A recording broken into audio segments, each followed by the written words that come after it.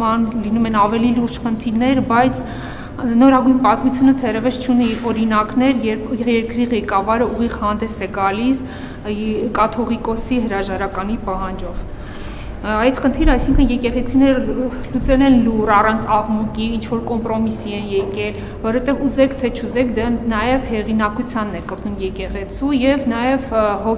մարդկանց հոգևոր զգացմունքներն է վիրավորում։ Ըստ այդմ ինձ հետաքրքիր է, դուք մինչև այս հարցը հրապարակայնացնելը փորձեր արել եք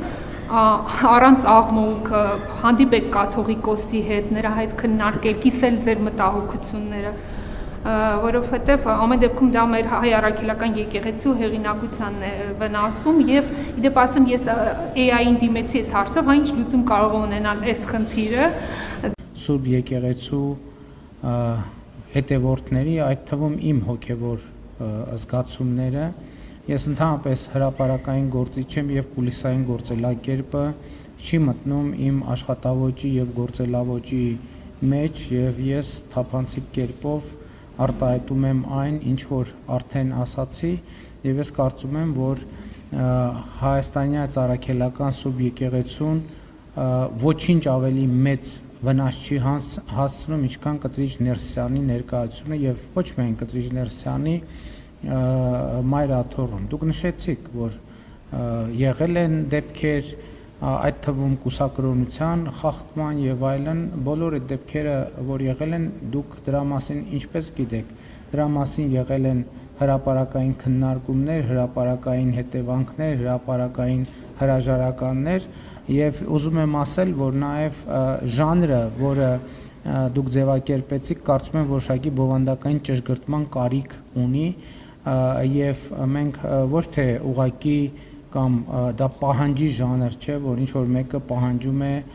Կտրիչ Ներսյանի հրաժարականը, մենք ասում ենք, որ process-ը սկսվել եւ նա պետք է գնա այդ տեղից։ Այսինքն այստեղ ընտրության հարց չի կտա հրաժարական, թե չի տա, ինքը պետք է գնա այդ տեղից։ Ամեն դեպքում պարոն Փաշինյան, եթե դուք մի անգամ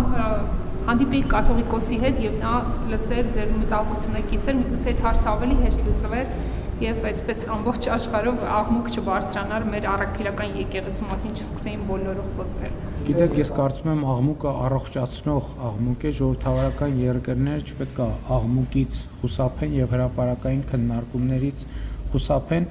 Ես ասացի, որ Կտրիչ Ներսյանի հետ ես շփվելու, խոսելու բազմաթիվ առիթներ եմ ունեցել եւ այդ խոսակցություններից